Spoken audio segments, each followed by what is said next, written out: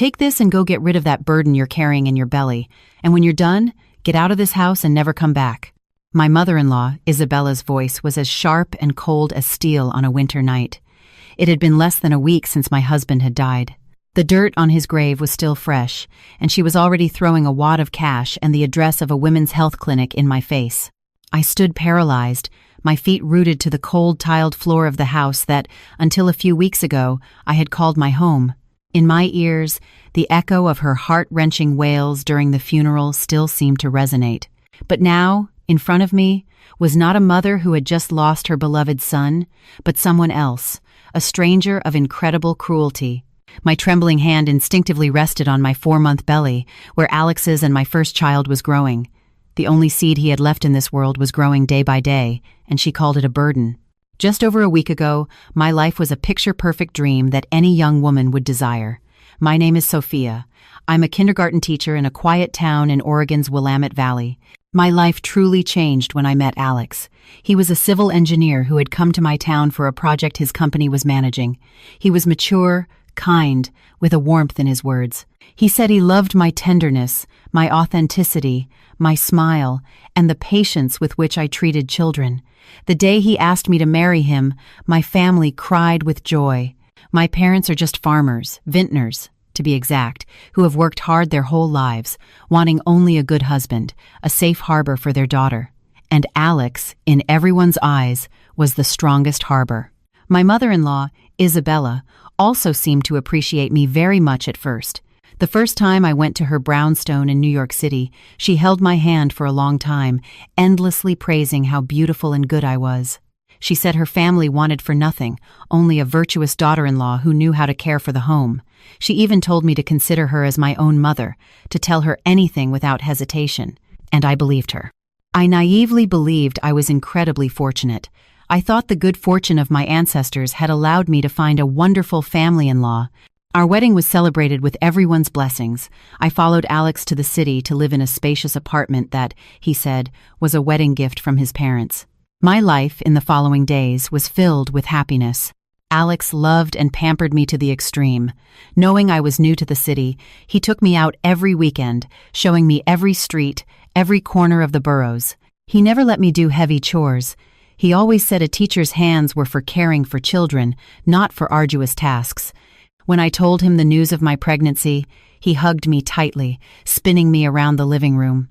He would press his ear to my belly, whispering words of love to the child not yet fully formed. At that moment, I thought I was the happiest woman in the world, but happiness was fleeting, and the storm arrived on a fateful afternoon. Alex said he had to leave suddenly for a construction site in the Rocky Mountains, promising he would be back soon. I ironed every shirt for him, told him to be careful on the road, but just 2 days later, I received a call from his company. They said the SUV he was traveling in with several colleagues had been in an accident coming down a mountain pass. No one had survived. My entire world collapsed. I don't remember how I got to the accident site or how I identified his body. Everything was a blurry mess of tears and heart-wrenching pain. I fainted. When I woke up, I was in a hospital. At my side, my mother-in-law was sobbing. She hugged me.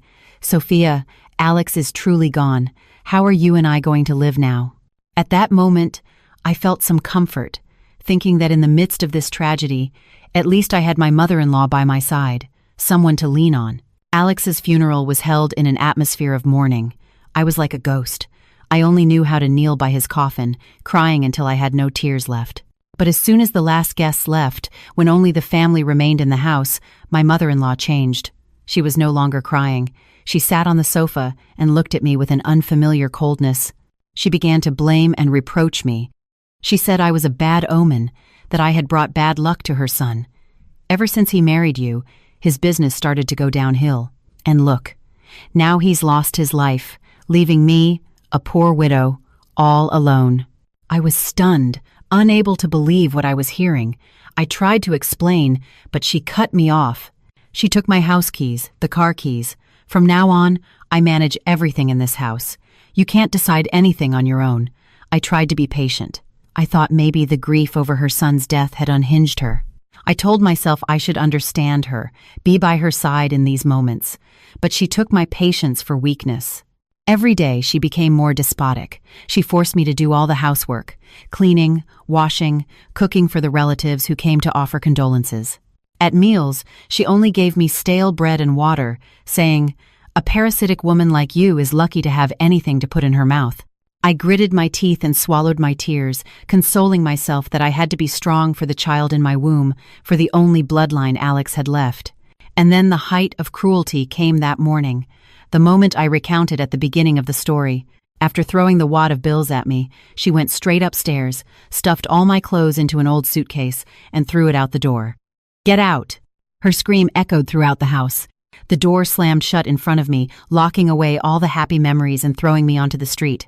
Helpless, penniless, with only pain, despair, and a small life growing in my exhausted body, I stood there under the relentless city sun, with the wad of bills she had thrown at me in my trembling hand, tears falling endlessly. What should I do now?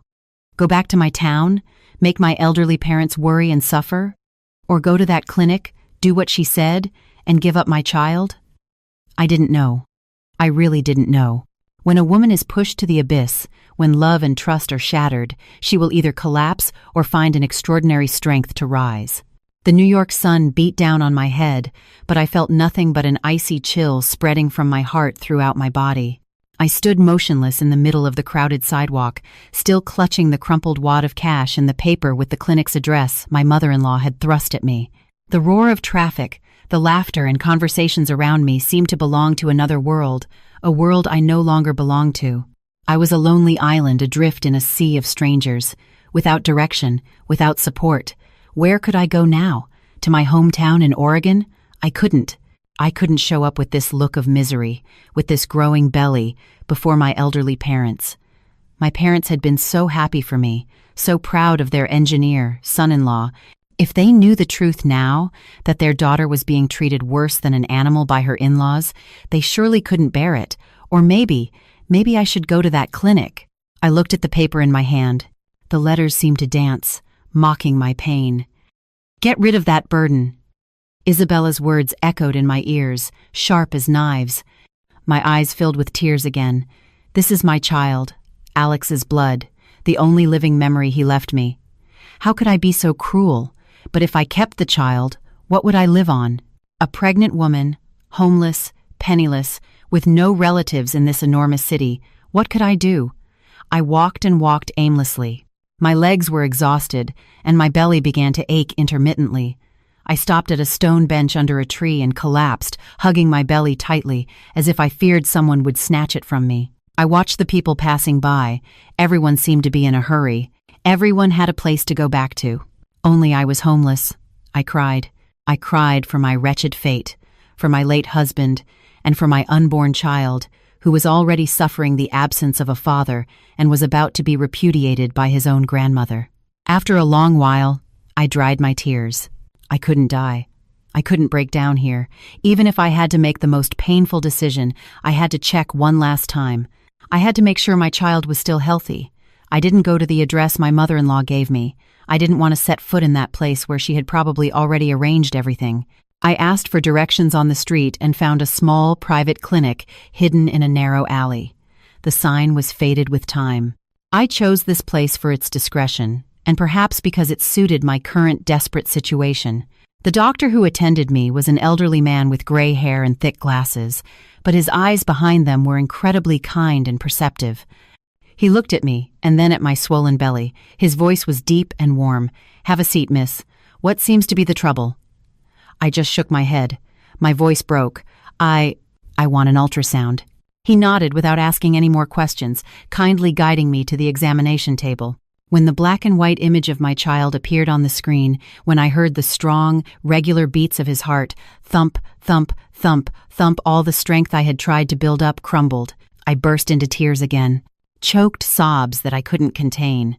The old doctor, Dr. Ramirez, according to the name embroidered on his white coat, showed no annoyance, simply offering me a tissue in silence. He waited until I finished crying before calmly pointing to the screen. "Your baby is very healthy. He's a boy, developing perfectly normally, with no signs of concern."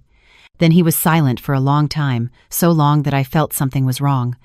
He turned off the ultrasound machine, helped me sit up, and asked me a question that had nothing to do with anything. "Miss, how long did you and Mr. Alex, your husband, know each other before you got married?" I was a little surprised, but I answered, "Almost a year. Was there any objection from the family before the wedding?" I shook my head. "No, sir. His mother seemed to be very fond of me." Dr. Ramirez frowned slightly. He looked at me in a strange way, a mixture of compassion and as if he had something difficult to say. Finally, he sighed. "All right, please wait outside for a moment. I'll write you a prescription for some vitamins." I left with a heavy heart. I sat on an old plastic chair, fiddling with the wad of cash my mother-in-law had given me. The beat of my child's heart still echoed in my head, strong and full of life, but that only increased my pain. What should I do? At that moment, Dr. Ramirez came out. He didn't hand me a prescription, but sat down next to me. He looked at the money in my hand and then at my swollen eyes. In a soft voice, he uttered a sentence that changed my destiny completely. "Miss, don't get rid of the child." I looked up, staring at him, stunned. "Doctor, what are you saying?" He looked me directly in the eyes. His gaze was no longer one of simple compassion, but of a strange determination. "Trust me. Just this once. Come with me to see someone. After you meet this person, you will understand everything." I was completely confused. My mind was spinning. Why would a strange doctor tell me these things? Who was the person he wanted me to meet? And what did all this have to do with my decision? But looking at his firm gaze, his sincerity without a trace of falsehood, a ray of hope, crazy and fragile, shone in my mind. I didn't know who the doctor wanted me to meet, nor did I understand why he said I would understand everything. But in that moment of absolute despair, the outstretched hand of a stranger suddenly became the only lifeline I could cling to. I sat there as if petrified for several seconds, my mind completely blank. Only Dr. Ramirez's phrase echoed, sinking deep into my head. "Come with me to see someone." Who? Why now? 1,000 questions swirled in my head, but as I looked into his firm, benevolent eyes, I felt a strange trust. Perhaps when a person has fallen to the bottom of despair, any ray of light, no matter how faint, is enough to hold on to. I had nothing left to lose. I nodded, a weak but decisive movement. "Yes, doctor. I'll go with you." "Doctor." Ramirez said nothing more, simply guiding me silently out of the clinic, around to a small back alley. An old gray sedan was already parked there. He opened the door for me and then got behind the wheel. The car started slowly, merging into the dense city traffic. I sat in the passenger seat, silently looking out the window. New York was still the same, noisy, hurried, as if no one cared about the pain of a small woman like me. I didn't ask Dr. Ramirez where we were going or who the person we were going to meet was. I simply remained silent, leaving my fate in the hands of this unknown man, perhaps because I was too tired to think or argue anymore. The car drove for about half an hour and then turned into a rather quiet residential area.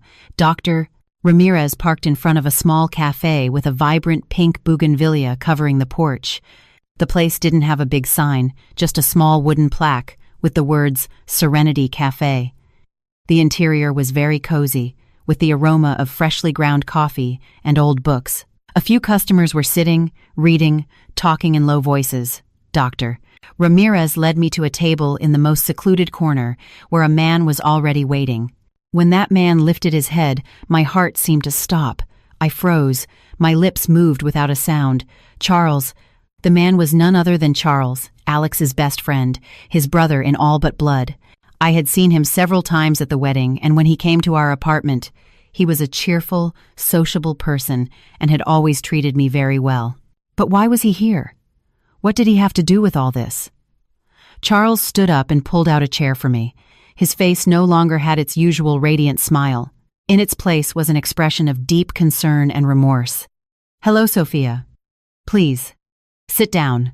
I'm so sorry you had to go through all this." I sat down, my mind still reeling. I looked at Dr. Ramirez and then at Charles. I didn't understand anything that was happening. Dr. Ramirez then spoke. "Charles, tell her the truth. She's suffered enough." Charles nodded, poured me a cup of hot tea, and pushed it towards me. "Sophia, drink a little to warm up. What I'm about to tell you might be very shocking, but I ask you to stay calm. I took the cup, trembling, but I didn't drink. I just stared at Charles, waiting. He took a deep breath. His voice became low and heavy. Sophia. Alex. Alex is not dead. Those 4 words, Alex is not dead, were like a bolt of lightning that split me in two. The teacup fell from my hands, shattering into 1,000 pieces on the table. The hot liquid splashed everywhere, but I didn't feel the burn. I felt nothing. My ears were ringing. All the sounds around me disappeared. I just stared at Charles with my mouth open, unable to utter a word. He's not dead. Then what was that funeral?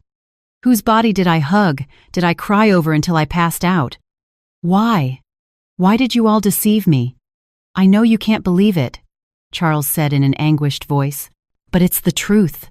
That death was just a charade.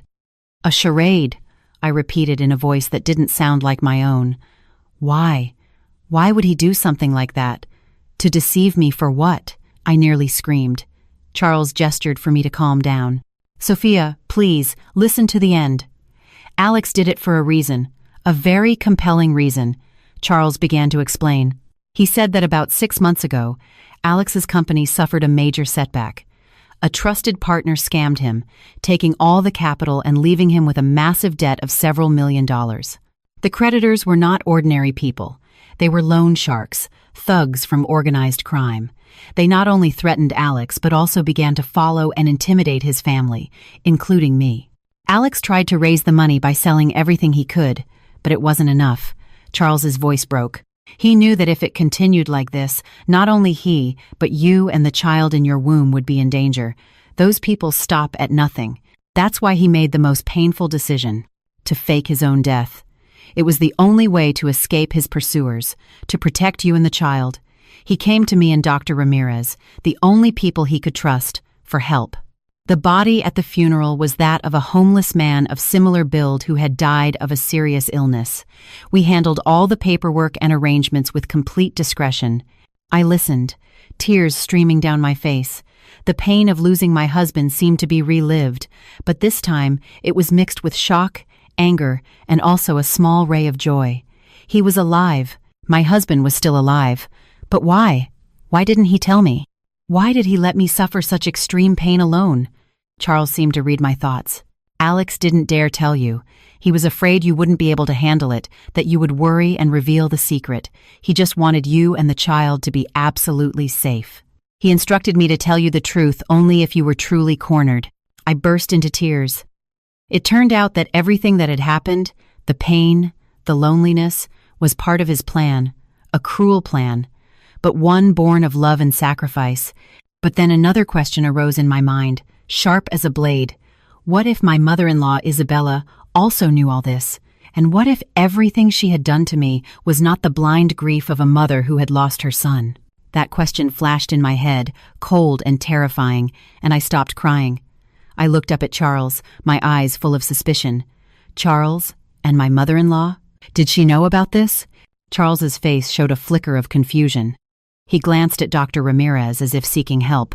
Dr. Ramirez simply gave a slight nod, indicating for him to continue. Charles turned back to me. His voice became hesitant, much more difficult than before. Sophia, this is more complicated than you think. Mrs. Isabella didn't just know. She was the one who... He left the sentence hanging in the air, as if he didn't dare speak the cruel truth. But I had already understood. My heart sank into a bottomless abyss. She was the mastermind, wasn't she? I whispered, my voice trembling but clear. Charles didn't answer, but his silence was the most resounding response. My world was once again turned upside down. If just a few minutes ago I was crying, moved by my husband's sacrifice, now I was trembling from an even more terrible truth. My mother-in-law, the woman I thought had become cruel from grief, turned out to be the director of this entire tragic play. Why? I asked, my voice nearly broken. Why did she do it? Alex is her son. Why would she cruelly fake her own son's death and then treat his wife and grandchild like that? Charles sighed, offering me another tissue. Because, Sophia, Mrs. Isabella's original plan was not how it unfolded. It was distorted by her own greed and cruelty. Charles began to tell another story, a version of the truth I could never have imagined. It was true that Alex had financial problems. It was true that he owed a lot of money, but he wasn't being chased by the mob. His creditors were normal business partners, only applying legal pressure. They weren't threatening his life. The faked death plan was Alex's idea, but his sole purpose was to disappear temporarily, find a way to get the money elsewhere, and then return to resolve everything peacefully. He told his mother the whole plan, expecting her to stay behind to take care of me and protect me and the child in my womb. But Alex trusted his mother too much, Charles said with a bitter voice. Isabella saw an opportunity in this plan, an opportunity to seize everything and get rid of what she considered a burden. She twisted Alex's plan into her own conspiracy. She told Alex that the creditors had come to the house, that they were extremely dangerous people, that they wouldn't spare me or the baby. She painted such a grim and terrifying picture to force Alex into a corner, to make him fully believe that cutting off all contact and disappearing completely was the only way to protect his wife and child. And as for kicking you out and forcing you to have an abortion, Charles hesitated. That was entirely Isabella's idea. She wanted to use the opportunity to get rid of you. She never truly accepted you. She always looked down on your background, believing you weren't worthy of her son, and the baby in your womb. To her, it wasn't her grandchild, just a nuisance, a thorn that had to be pulled so that in the future, Alex could rebuild his life with another woman, a richer one, who could help him pay off the debt. I listened, my entire body frozen. Every word Charles said was like a red-hot iron needle piercing my heart. It turned out her cruelty wasn't an act, it was real. Her grief over losing her son was fake, but her coldness and cruelty towards me were genuine.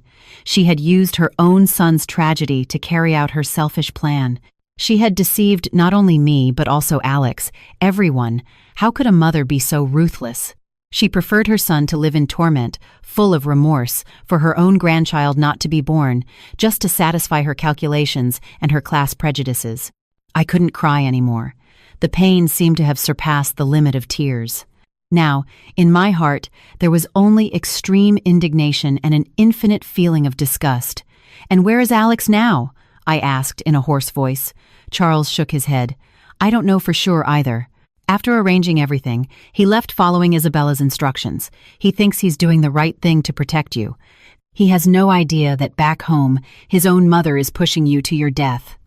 Charles took an old phone from his pocket. "This is the phone Alex used to contact me before he left. He wiped all the data, but I think there might be some trace left.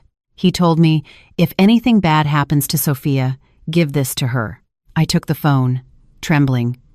It was like Pandora's box, containing both hope and painful secrets. I knew that from that moment on, my fight would not only be to find my husband, it would also be a fight to unmask the true face of a woman with the mask of a devoted mother, to claim justice for myself, for my son, and for the husband who was being deceived by his own mother. But I didn't know that by opening that phone, I would discover an even more terrible truth, a conspiracy that targeted not only me, but also Alex's life. Leaving the Serenity Cafe, my heart was a whirlwind of emotions. The feeling of having my husband back from the dead had barely settled when it was crushed by the truth about my mother-in-law's demonic face. I didn't go back to the miserable room I had temporarily rented. It wasn't safe anymore. Dr. Ramirez, very thoughtfully, had arranged a new place for me to stay, a small apartment in a quiet residential building. Alex asked me to prepare it beforehand, just in case something went wrong, he said. Those words stung my heart again. He had calculated every step to protect me, but he couldn't have foreseen the cruelty of his own mother. I sat alone in the clean, tidy apartment. The evening light streamed through the window, drawing bright streaks on the floor, but it couldn't warm the coldness in my heart. I looked at Alex's old phone on the table. It lay still, black and glossy like a mysterious door to a world I had never known. I was scared, very scared. Afraid that opening it would force me to face another painful truth, but I knew I couldn't escape. I took a deep breath, picked up the phone, and pressed the power button. The screen lit up, asking for a password. I tried Alex's birthday, my birthday, our anniversary, all incorrect. I was about to give up when I remembered a series of numbers Alex had mentioned jokingly. "This is the most important number of my life. If anything ever happens, use this." At the time, I just laughed, thinking he was kidding. Trembling, I entered that series of numbers. With a click, the screen unlocked. That number was our son's due date. My tears fell uncontrollably again. Until the very last moment, his mind was only on me and our child. The phone's interface was completely empty. No contacts, no messages, no photos. Just as Charles said, Alex had erased everything.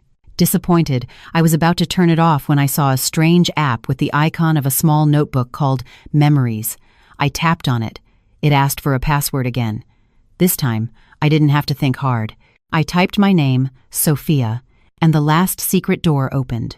Inside were not sentimental diaries, but audio files carefully arranged by date, accompanied by brief notes. I played the first file, recorded about 6 months ago. The voices of Alex and his mother came through. "Mom, I'm sorry. I've really let you down. Well, it's done. At this point, talking is useless. Listen to me. There's only one way to get rid of those creditors. You have to disappear." I kept listening. Each audio clip revealed the entire process by which Isabella had manipulated and pressured Alex into accepting the faked death plan. She had exaggerated the danger of the creditors, painting a scenario where I and the baby would be kidnapped and tortured. She had attacked Alex's weakest point, the unconditional love he felt for me. But what left me paralyzed was an audio file near the end, recorded just 1 day before Alex's accident. In that recording, besides the voices of Alex and Isabella, there was another male voice, deep and hoarse, his uncle, whom I had never met. "Don't worry, sis. I've arranged everything. Have Alex take that highway. When he reaches the exact spot, the truck's brakes will accidentally fail. There won't be a trace left. The police will declare it a tragic accident." Isabella's voice sounded chillingly cold. "Good. Make sure it's clean. As for his little wife and that burden, once Alex is gone, I'll take care of them myself." I sat motionless in the chair. The phone fell from my hand to the floor with a dull thud. My ears were ringing. The blood in my veins turned to ice. Accident. Brakes will accidentally fail. This was no longer a faked death plan. It was a murder conspiracy. She, the woman I called my mother-in-law, didn't just want to fake her son's death, she actually wanted to kill him.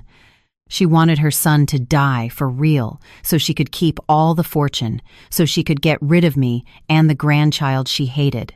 A wave of nausea rose in my throat. I ran to the bathroom and vomited violently. This truth was too cruel, too horrible, beyond anything I could have imagined. I thought she was evil, but I couldn't imagine she was a demon in human skin, willing to kill the son she had given birth to. I collapsed onto the cold bathroom floor, trembling from head to toe. Now I understood everything. Alex wasn't hiding. He was in real danger.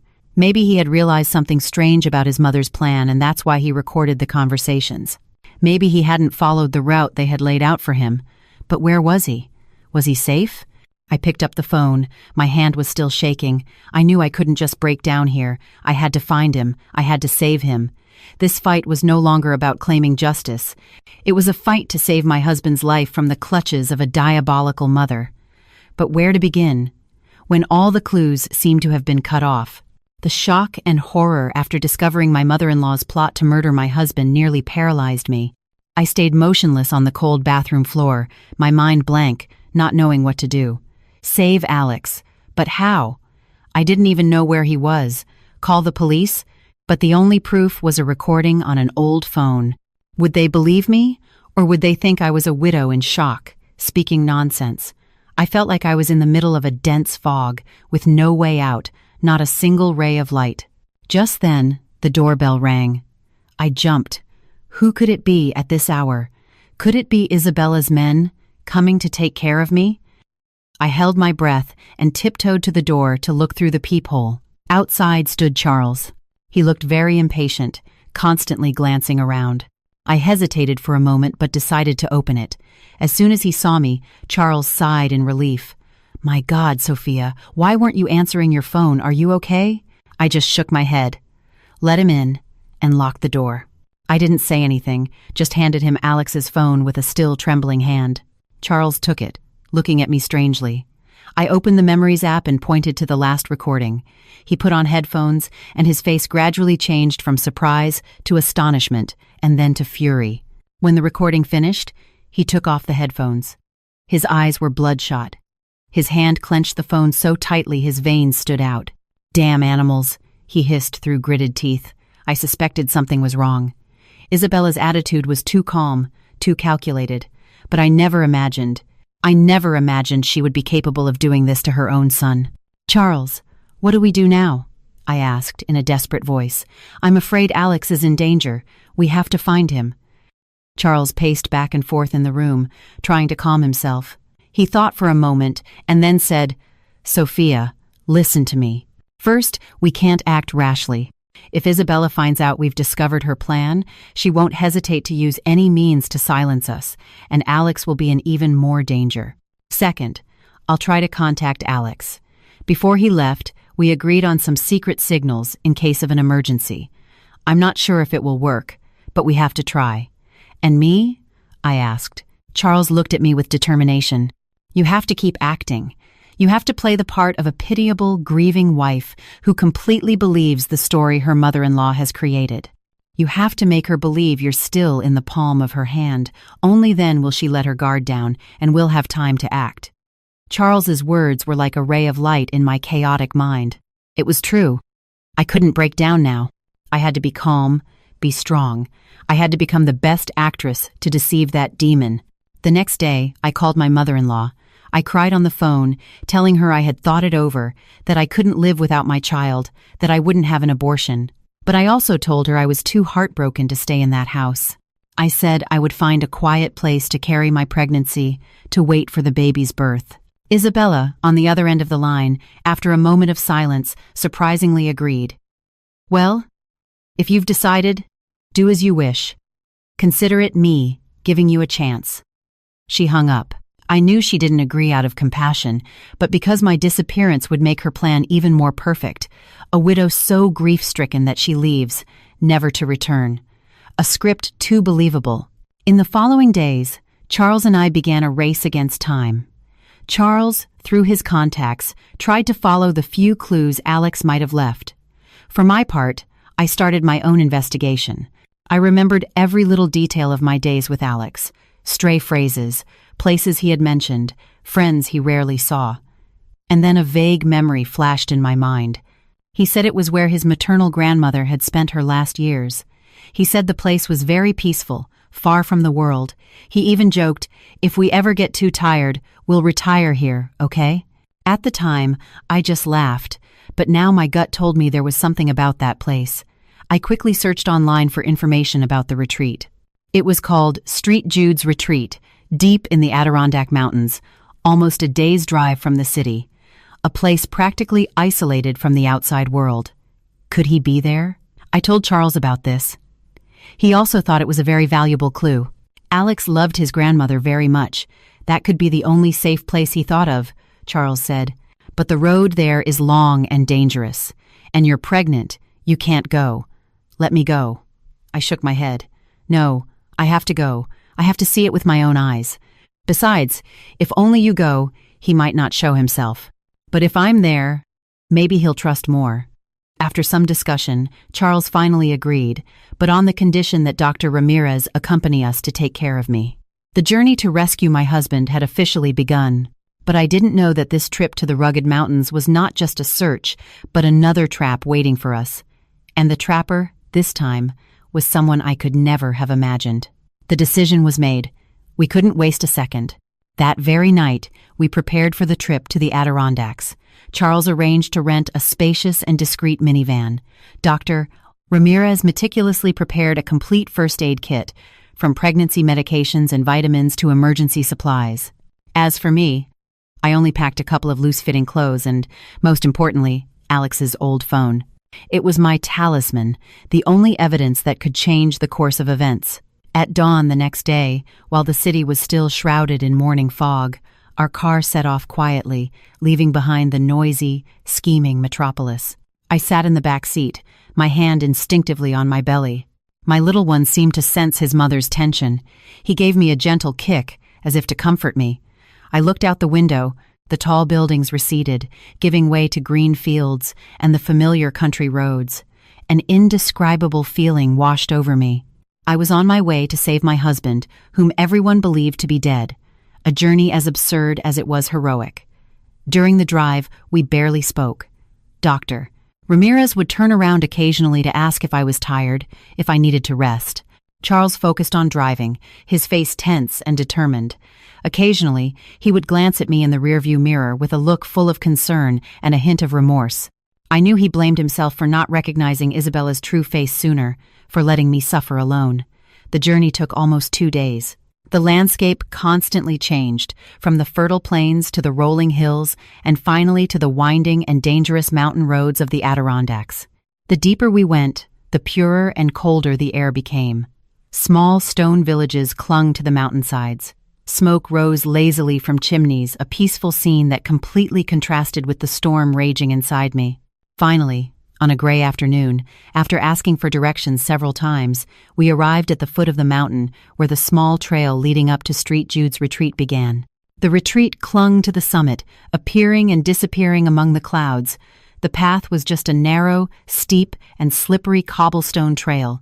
The car can't go up. We'll have to walk, Charles said, looking at the steep slope. Sophia, can you make it? I nodded without hesitation. I can, even if I have to crawl. I'll get there. We began the ascent. Dr. Ramirez walked beside me, always ready to support me. Charles went ahead, clearing branches that blocked the path. My belly, now 5 months along, made walking increasingly difficult. With every step, I felt short of breath, but every time I thought of Alex, that he might be up there, alone, and perhaps in danger, I found the strength to continue. After almost an hour of struggling up the slope, we finally saw the ancient gateway of the retreat before us. It wasn't large, built entirely of stone and wood, with a solemn, moss-covered air. The silence was so profound you could hear the leaves falling and the murmur of a distant stream. A couple of elderly monks were sweeping leaves in the courtyard. Seeing us, they simply put their palms together, bowed, and continued their work. We went directly to the main chapel. The abbot, a man over 70 with a white beard and hair, was meditating in front of the altar. Seeing us, he slowly opened his eyes. His eyes were kind and bright. "Pax vobiscum, pilgrims who come from so far must be weary," he said in a warm, resonant voice. Charles respectfully put his hands together. "Father, we've come looking for someone. His name is Alex. He might have come to stay here about a week ago." The abbot looked at us in silence, one by one. His gaze rested on me and my swollen belly for a long time. Finally, he shook his head. "I'm sorry, pilgrim. I've never heard that name. And we haven't had any guests requesting to stay recently." My heart sank. All the hope, all the effort of the climb seemed to vanish. We were wrong. Alex wasn't here. I was so disappointed I almost fell. Dr. Ramirez quickly supported me. Just then, a young novice ran in, put his palms together, and addressed the abbot. "Father, the guest in the West Wing cell has asked me to go down to the village to buy some medicine." The abbot nodded. "Go, my son." The novice turned to leave, but Charles stopped him. "Wait a moment, young man. Could you tell me what the guest in the West Wing looks like?" The novice replied innocently. "He's tall, seems very kind. He's only been here a few days. He said he came to find peace. Oh, and he told me that if anyone asks, to say there's no one here." My heart pounded. It was him. It had to be him. Charles and I looked at each other, unable to hide our joy. We quickly thanked the abbot and headed towards the West Wing. But just as we were leaving the chapel, a familiar and chilling voice sounded behind us. "Looking for Alex? You don't have to look. He's not here." We spun around. There, leaning against an old yew tree, was Dr. Ramirez. But his gaze was no longer kind and benevolent. In its place was a cold, mysterious, and dangerous smile. In that instant, time seemed to stand still. I stood paralyzed, staring at Dr. Ramirez, the man I had trusted, into whose hands I had placed my fate. The smile on his lips was twisted, icy, completely alien to the image of the kind-hearted doctor I had known. The entire peaceful atmosphere of the ancient retreat suddenly became oppressive, charged with danger. Charles was the first to react. He stepped forward, placing himself between the doctor and me, his voice tense. "Dr. Ramirez, what is the meaning of this?" Dr. Ramirez didn't answer Charles. His eyes were fixed on me. a look that I now recognized not as compassion, but as the triumph of a hunter watching his prey fall into the trap. "My dear, you're smarter than I thought," he said, his voice still deep and warm, but now with a mocking undertone that chilled my blood. "I thought you would docilely go to the clinic your mother-in-law recommended. I didn't expect you to end up at mine. It truly is fate." "You," I exclaimed, my voice trembling. "You set this trap. You brought me here on purpose, Doctor." Ramirez laughed. A dry laugh that echoed in the silence of the retreat's courtyard. "Very clever. But it's too late.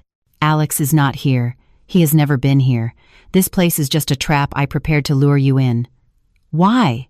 Charles roared. "You were friends with Alex's father. Why are you doing this?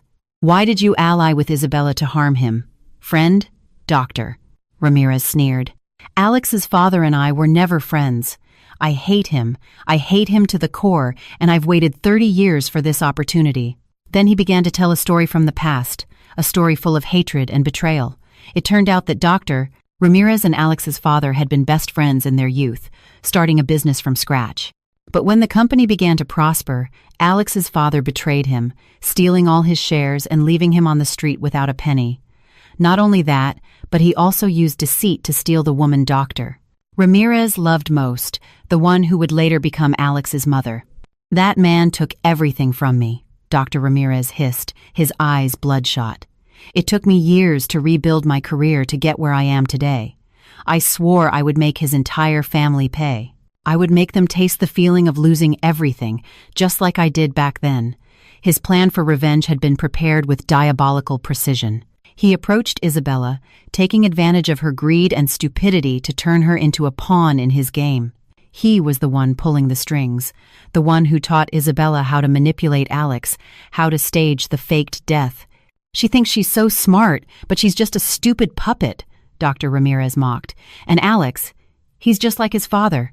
Stupid and gullible." He walked right into the cage I prepared for him. "Then where is Alex?" I asked, my voice broken with despair. Dr. Ramirez looked at me. His smile became even more sadistic.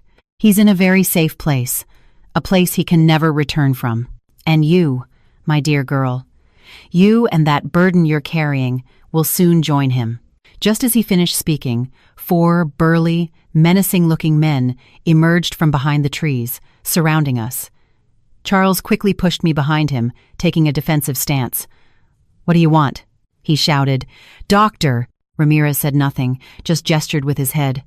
The 4 men lunged at us. Charles fought bravely. He knocked one down, but against 4 armed men, he was quickly overwhelmed. One of them hit him hard on the back of the neck with a baton. Charles collapsed, unconscious. "Charles!" I screamed, trying to run towards him, but 2 other men held me tightly. I struggled, scratched, but it was useless. What strength can a pregnant woman have against 2 robust men? "Doctor," Ramirez approached slowly. He took a syringe with a yellowish liquid from his jacket pocket. "Easy now, girl," he said in a sickeningly sweet voice. "It won't hurt. Just a moment, and all your worries will be over." I watched the sharp needle approaching. Panic seized me. "No, I can't die. My son. I have to protect my son." I gathered all my strength and bit down hard on the arm of the man holding me. The man screamed in pain and loosened his grip. Seizing the opportunity, I broke free and ran desperately towards the main chapel, screaming nonstop, "Help! Help! Murderers!" But the retreat was too deserted. My cries for help only echoed and were lost in the silence. They caught up with me quickly. Just as one of them was about to grab me, a figure in a brown habit suddenly appeared, using a staff to strike the man's hand hard. It was the abbot. Despite his age and fragility, his gaze was severe and full of authority. He stood between them and me, shouting, "Pax vobiscum." "This is a sacred place. You cannot commit impure acts here." "Doctor." Ramirez frowned, somewhat surprised by the monk's intervention, but then he scoffed. "Old man, if you value your life, step aside. This is none of your business." The abbot didn't flinch. "Pilgrim, there is still time to repent. He who sows the wind reaps the whirlwind. When will this chain of revenge end?" While they argued, I realized something. Alex's old phone. I still had it in my coat pocket. Trembling, I took it out and surreptitiously opened the Memories app and pressed the record button. I didn't know if it would do any good, but it was the only thing I could do. But it seemed that heaven had not closed all doors for my son and me. In the distance, the sound of a siren grew louder and louder. The sound of a police car broke the deathly silent air of the retreat. Dr. Ramirez and his henchmen froze. Their faces turned pale. The sadistic confidence on his face was quickly replaced by panic. "Damn it! How are there police here?" he muttered, then turned to his men and shouted, "Get out! Quick!" They no longer dared to waste time. They helped their companion injured by the abbot and ran towards the back, quickly disappearing into the dense forest. I leaned against one of the church's wooden columns, feeling my legs give way. If it hadn't been for the abbot and the sudden police siren, I don't know what would have become of my son and me. A few minutes later, a group of uniformed police officers, along with several plainclothes detectives, rushed into the courtyard. The one in the lead, a lieutenant with a firm face, approached quickly.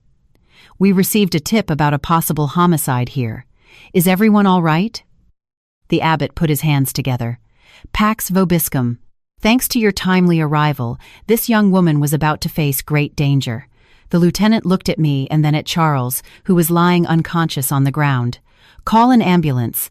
We need to get the injured man to the hospital immediately," he ordered a subordinate. Then he turned to me with a softer voice. "Miss, don't be afraid. It's over now. Can you tell us what happened?" I was still trembling, but I took a deep breath to calm myself. I told him everything, how Dr. Ramirez had deceived me into coming here, his revenge plot, and the attack we had just suffered. I didn't forget to give the lieutenant Alex's old phone. "Sir, there are very important recordings on here. Not only about the murder attempt my mother-in-law planned against my husband, but also the conversation from a moment ago with Dr. Ramirez." I managed to record it. The lieutenant took the phone. His face became extremely serious as he listened to me. He immediately handed it to a forensic technician. "Analyze and recover all data immediately. This is crucial evidence." The ambulance arrived and took Charles away. Before they left, a paramedic said he only had a mild concussion, nothing life-threatening. I could finally breathe a sigh of relief. I was taken to the local police station to give a detailed statement. The abbot also went as a witness. On the way, the lieutenant sat with me in the car. He introduced himself as Detective Morales, head of the Homicide Division. "Miss Sophia, we've actually been following your family's case for several weeks," he said, much to my surprise. "After receiving Mr. Charles's report and the initial evidence from the phone, we realized this wasn't a simple family matter. It was connected to an organized crime ring." Detective Morales explained that Dr. Ramirez, whose real name was Ramiro Vargas, was not just a doctor. He led an organization specializing in fraud, staged accidents, and settling scores. Alex's father had been a member of that organization. The betrayal 30 years ago was actually an internal purge. Alex's father double-crossed him, kept all the illegal money, and let Ramiro take the fall and go to prison. Ramiro's revenge plan wasn't just aimed at your husband's family, but also at recovering his old fortune, Morales said. Your mother-in-law, Isabella, was just a pawn he used, and your husband, Alex, was the main target. "So, is Alex safe, sir?" I asked anxiously. Morales looked at me with a complex expression. "We haven't been able to locate him yet. But we are sure of one thing. He didn't go abroad, as his mother claimed. He's still in the country, and he's likely being held somewhere." My heart clenched. Fear gripped me again. "But how did you know to come to the retreat in time?" Morales smiled. "Thanks to a text message. This morning, we received an anonymous message from an unknown number. It just said, 'Street Jude's Retreat. Save someone.' We mobilized immediately. Luckily, we arrived in time. An anonymous message. Who? Who knew Ramiro's plan and tipped off the police? A whirlwind of questions returned to my head. But whoever it was, I owed them my life. That person had saved my son and me. The investigation accelerated. Based on the recordings from Alex's phone, the police had enough evidence to issue a nationwide warrant for Ramiro Vargas and his accomplices. His picture appeared in all the media. Isabella and her brother, upon hearing the news, broke down. They couldn't believe the person they had trusted was the family's mortal enemy and a dangerous criminal. They confessed everything, from how Ramiro had approached and manipulated them to the plan for the accident. But Alex's whereabouts remained a mystery. With each passing day, my hope diminished a little. I was scared I would never see him again. What would my son and I do? But a week later, just as I was about to lose all hope, an unexpected call from a hospital in a remote mountain county lit a faint ray of light. They said they had just admitted a patient, a victim of a car accident with amnesia, with no identification. The only identifying mark was a long scar on his left arm. A long scar on his left arm. My heart stopped for a moment. I remembered that scar perfectly. A memento from college when Alex fell off his motorcycle once while giving me a ride. It had become an unmistakable mark. Is the scar near his elbow? I asked, trembling, clinging to that fragile hope. Yes, miss, the nurse on the other end replied. The patient has multiple traumas, especially to his head, which has caused temporary amnesia. He's awake now, but he doesn't remember who he is. He doesn't remember anything. I didn't hear anything else, the nurse said. My ears were ringing, tears streaming down my face. This time, they were tears of joy and hope. He was alive. My husband was truly alive. I quickly gave the news to Detective Morales. He immediately sent 2 detectives with me to that hospital to confirm the identity. The journey to that rural hospital was even longer than the one to the retreat, but I felt no fatigue. My heart just beat with anxious anticipation to see him again, to see him in the flesh. When we arrived, it was already dusk. The hospital was small, old, and poorly equipped. I followed the nurse's directions, quickening my pace. The door to room 102 opened slowly. There, on a white iron bed, was him. Although his face was gaunt, thinner, and his head was bandaged, I recognized him instantly. The same high forehead, straight nose, and thin lips I loved so much. He was sitting up, leaning against the pillows, his gaze lost out the window, an empty, soulless gaze. "Alex!" I called softly, my voice breaking. He turned slowly and looked at me with the eyes of a complete stranger, a look without a shred of recognition. He looked at me and then at my swollen belly with curiosity, but without recognizing me. My heart shattered. He had truly forgotten me. He had forgotten the wife who was carrying his child in her womb. I approached and sat on the edge of the bed. I reached out, trying to touch his arm where the familiar scar was, but he slightly withdrew his hand, a reflex action of defense against a stranger. "Excuse me, who are you?" he asked in a hoarse, weak voice. I tried to hold back a sob, forcing a smile. I'm Sophia. I'm your wife." He frowned with an expression of disbelief. "My wife? I don't remember anything." The detectives at the door said nothing, just watched silently. I knew this was not the time to cry. I had to help him remember. I began to tell him our story. From the first time we met in my town, our dates, the day he proposed, our happy wedding. I told him about the son we were going to have, how happy he had been. The more I talked, the more I cried. He just listened in silence. His gaze was still lost, but there seemed to be a slight stirring of emotion. After I finished, a doctor came in. He said Alex's injury was very complex. Memory recovery could take a long time, and he might not even recover it completely. Hearing that, my heart sank again, but I didn't let myself despair. As long as he was alive, as long as he was here by my side, even if he didn't remember me, I would never give up. In the following days, I asked to stay at the hospital to care for Alex. I didn't want to be separated from him for a second. Every day, I patiently told him our old stories, showed him our photos, cooked the dishes he used to love, hoping a familiar taste might awaken something. But the response was always his silence and his empty gaze. Meanwhile, the police investigation was making great strides. Based on Isabella's statement and the evidence gathered, they had narrowed down Ramiro's possible hiding place.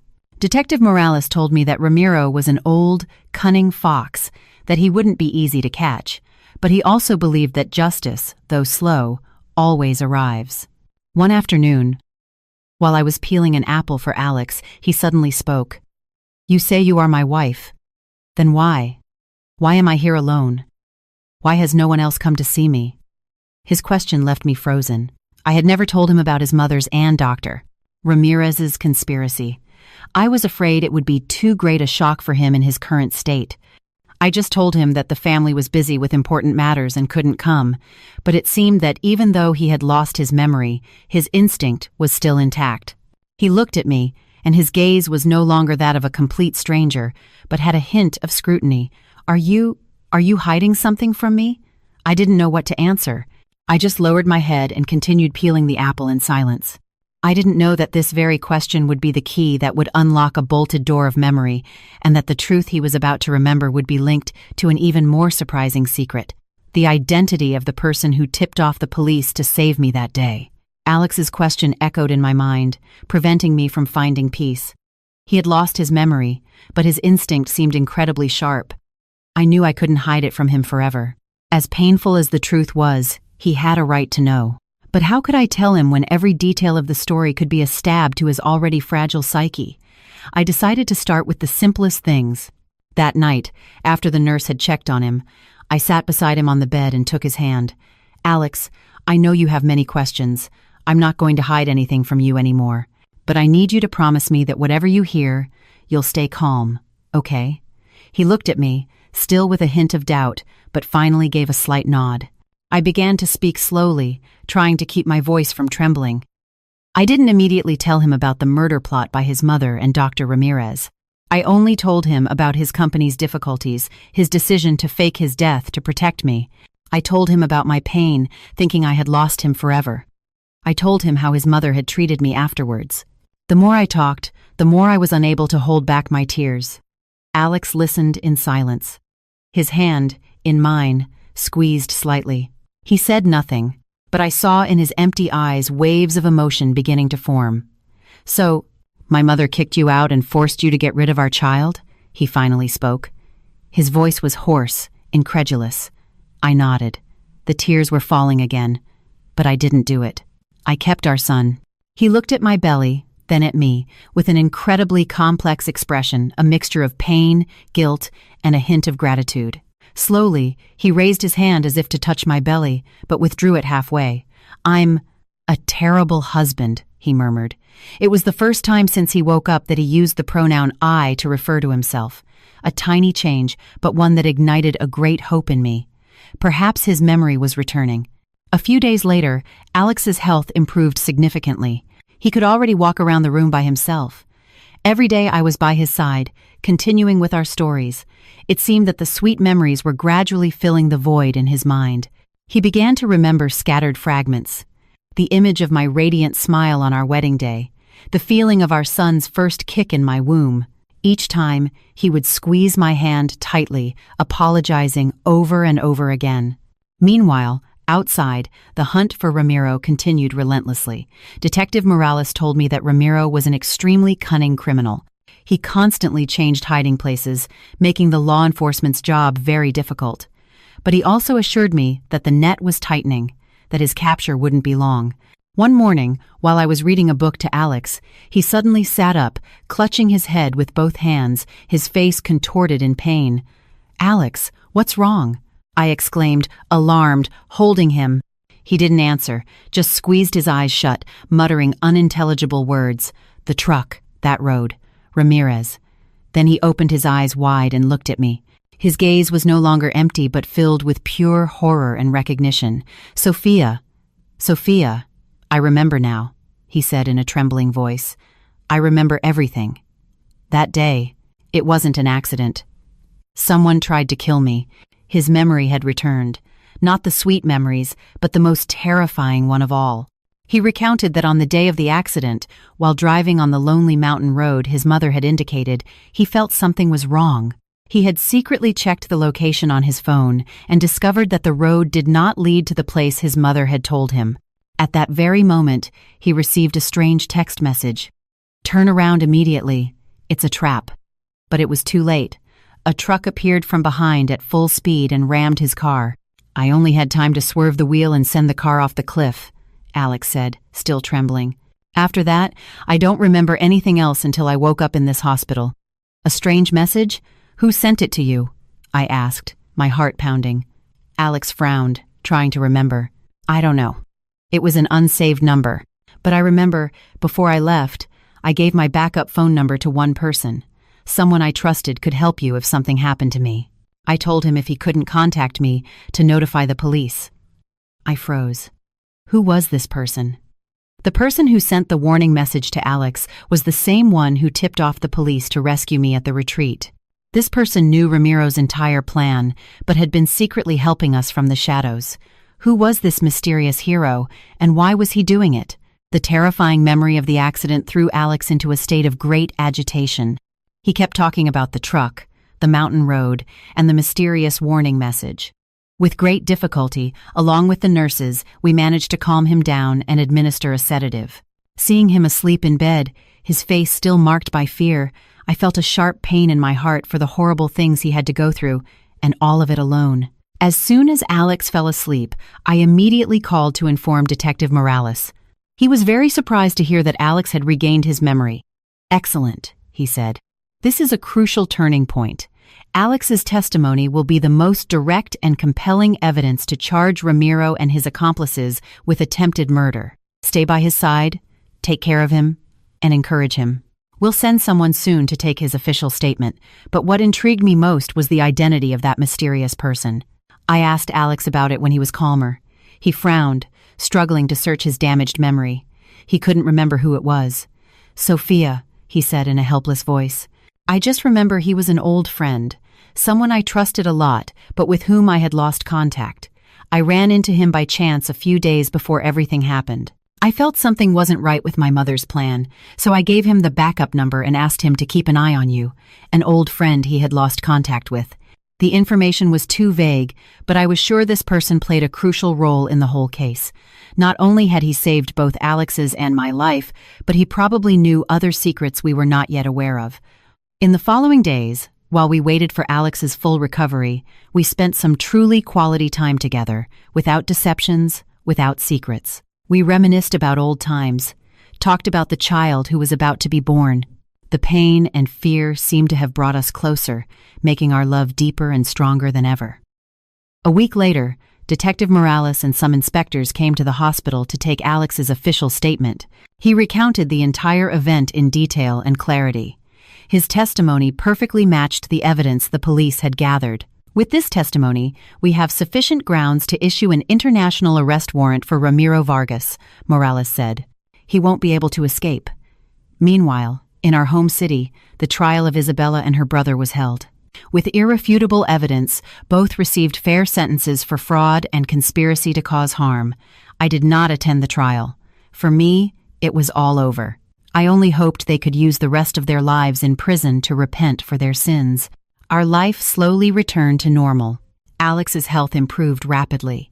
He could walk on his own, and his memory was almost fully restored. The only thing was, he still couldn't remember who that mysterious friend was. It was like an untied knot in our hearts. Until one afternoon, while I was collecting Alex's belongings that the hospital had kept since his admission, I found something small in his jacket pocket. It was a wooden keychain with a finely carved maple leaf. I picked it up, feeling it was familiar. I had seen it somewhere before. I showed the keychain to Alex. He took it, turned it over and over, and suddenly his eyes lit up. "The Maple Leaf. The Maple Leaf Cafe," he murmured. "That's it. I met him there." His memory flooded back like a river. That person is Marcus. Marcus? I was stunned. Impossible. Charles has been with me all this time, helping me look for you. How could he be the mysterious helper? If he knew everything from the beginning, why didn't he tell me? No. The Charles, you know, Alex quickly explained. He has the same name, but it's a different person. Marcus was my best friend in college, but then his family moved abroad, and we lost touch. I ran into him by chance at that cafe. Marcus, a completely unfamiliar name. But why did he help us? And why did he choose to do it in silence? Just then, my phone rang. It was an unknown number. I hesitated for a moment but answered. "Hello, Sophia. This is Marcus." A deep, unfamiliar male voice sounded on the other end. "I think it's time we met." I froze. The mysterious hero had finally revealed himself. But would this meeting bring answers or open the door to another shocking secret?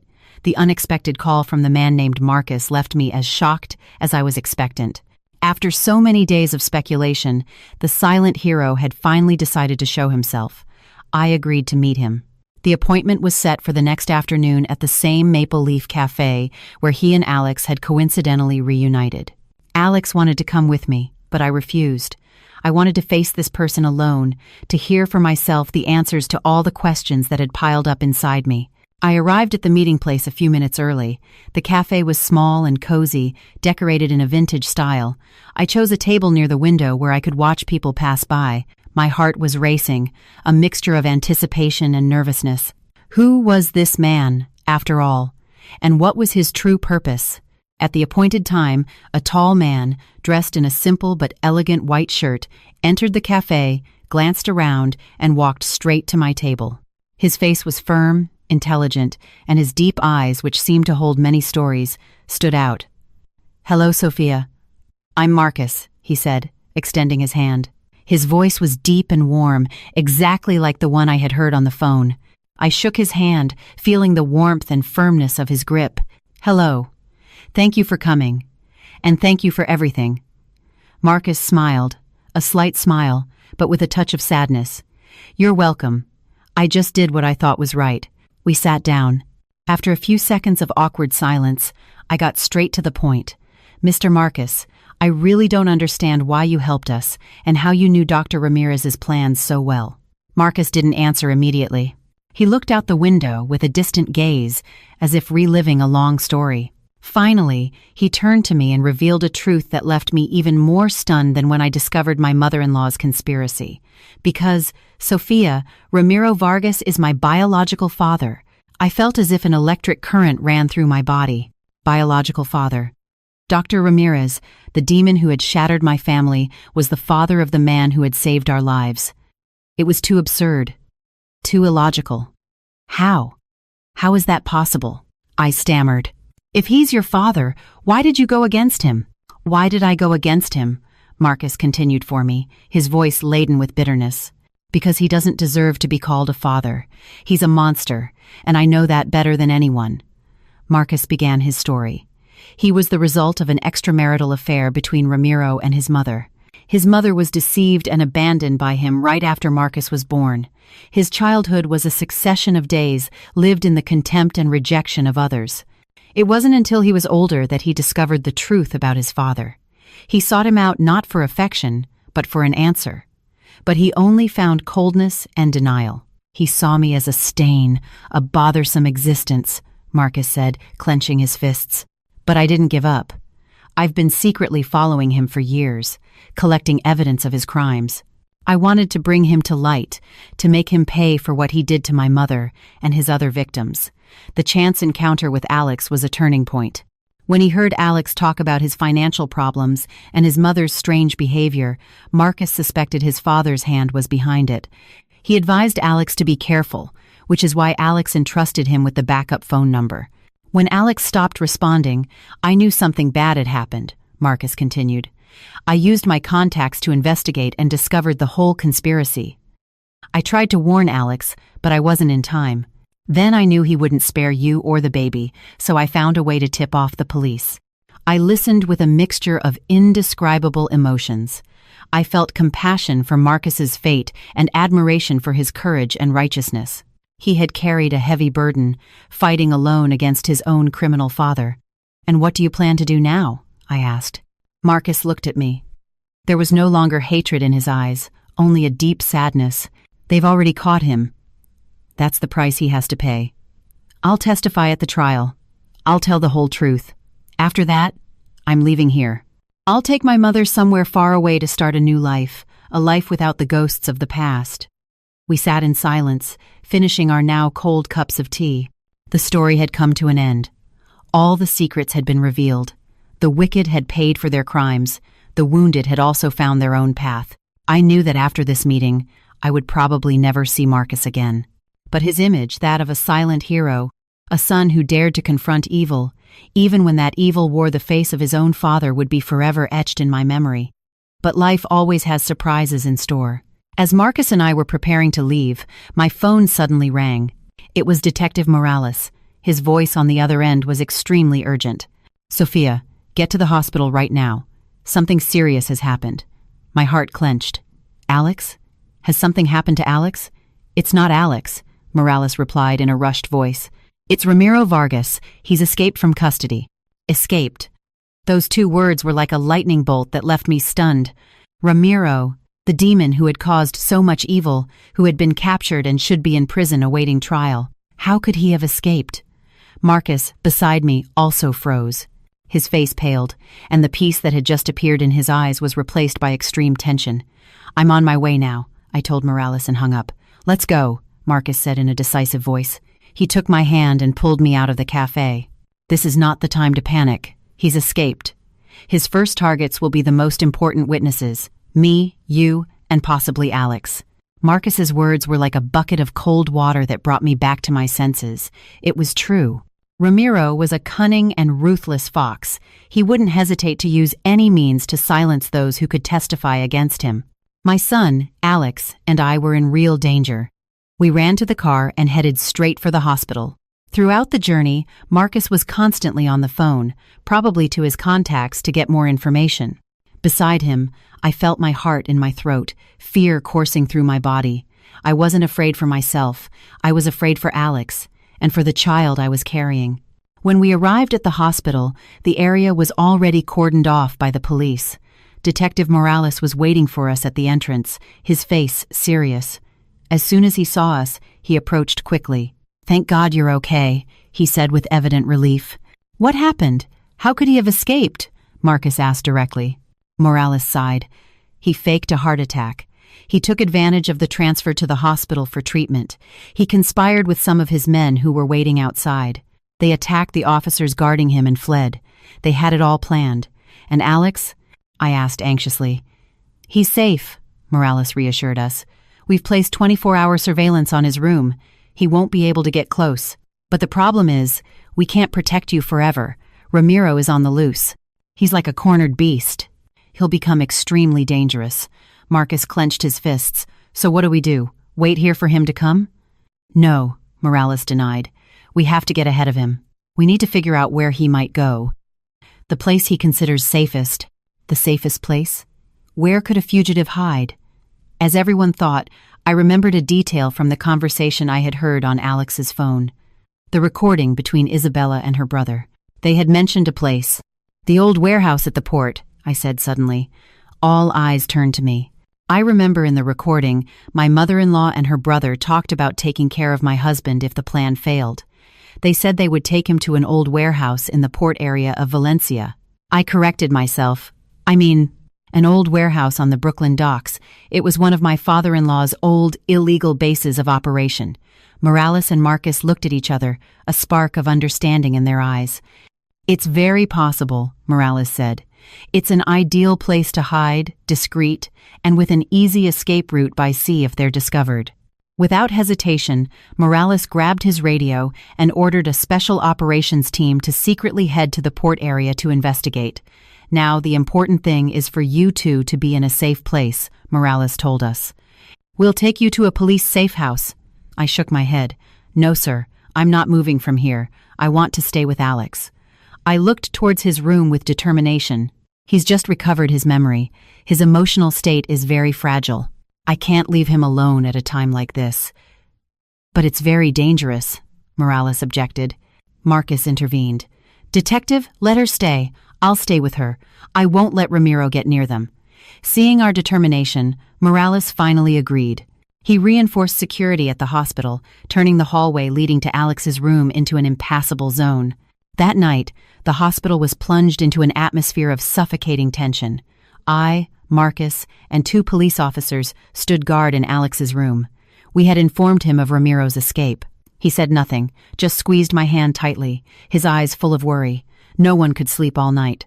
Every strange noise in the hallway made us jump. Almost at dawn, when exhaustion was beginning to set in, one of the officers' radios crackled to life. It was Morales' voice, urgent and clipped. "Team 1 reporting. We've located Ramiro and his accomplices in warehouse number 7. Suspects are armed and offering heavy resistance, requesting backup immediately." My heart clenched. The final confrontation had begun. But what would be the outcome? Would justice be served, or would Ramiro escape once more to continue spreading terror? Our lives seemed to be decided in a place far away. The radio fell silent, but its echo resonated in the small room. We looked at each other, our eyes filled with anxiety and a sliver of hope. The battle was nearing its end, but we didn't know how it would finish. Alex squeezed my hand tightly. He said nothing, but I could see the extreme worry in his gaze. Marcus also stood up, looking towards the door as if he wanted to run out and help. "Stay here, Marcus," I said, trying to remain calm. "There's nothing more we can do now. We can only wait." We waited like that. Every second felt like a century. Outside, the sky began to lighten. The faint light of dawn filtered through the window but couldn't dispel the heavy atmosphere in the room. Almost an hour later, the radio crackled again. This time, it was Morales' voice, tired but with an unmistakable tone of relief. "Suspect Ramiro Vargas and all accomplices are in custody. Case closed." We let out a collective sigh of relief. A huge weight seemed to lift from our shoulders. Alex hugged me tightly. His tears fell on my shoulder. "I thought I'd never see you again." "Not you or the baby," he said between sobs. "I'm sorry, Sophia. I'm so sorry I put you through so much." I stroked his back, my own tears streaming down my cheeks. "It's okay, my love. As long as you're alive, as long as we're together, that's all that matters." Marcus watched us, smiling, a smile of true peace. A few days later, Alex was discharged. We decided not to go back to the old apartment, a place filled with too many painful memories. We moved to a safer place, a small apartment in another building, under police protection until everything was completely resolved. The trial of Ramiro Vargas and his accomplices was held shortly after. With irrefutable evidence from Alex's recordings to the testimonies of Marcus, myself, and Isabella herself, he and his henchmen received the maximum sentences for murder, fraud, and organized crime. Isabella and her brother also received additional sentences for their complicity. Justice had finally been served. A few months later, I gave birth to my son in a normal hospital, without luxury or fanfare. He was a beautiful, chubby baby, the spitting image of Alex. He looked at him with eyes full of tears. "He's our miracle, Sophia," he said, his voice thick with emotion. After everything, Alex and I decided to start from scratch. He didn't go back to his old company. With the little money we had left and help from Marcus, he opened a small carpentry workshop, specializing in handmade furniture. He said he wanted a simple life, with no more intrigue or ambition. I returned to my job as a teacher at a kindergarten near our home. Our life was no longer luxurious as before, but it was filled with laughter and peace. The real doctor, Ramirez, the kind doctor who helped me, became an indispensable member of our small family. He visited us often, taking care of my health and the babies like an adoptive grandfather. Charles, Alex's best friend, also came by often. And Marcus found a new job, a new life, free from the ghosts of the past. He and his mother moved from the city to a quiet coastal town, seeking the serenity they so deserved. Years passed. Our son grew up healthy and smart. Alex and I often told him our story, the storms we had weathered, and how we had done it together. We taught him about kindness, courage, and that justice always prevails, no matter how long it takes. One evening, as we were all in the small garden of our new home, Alex took my hand. "Sophia, do you remember what I once told you? If we ever get too tired, we'll retire to Street Jude's retreat." I smiled, resting my head on his shoulder. "I remember, but now I feel like I don't need to retire anywhere. Because wherever we are, as long as I'm holding you and our son, I've already found my peace." Alex hugged both of us tightly. We looked at each other, and in our eyes, there was no longer fear or pain, only love, understanding, and an unbreakable faith in the future.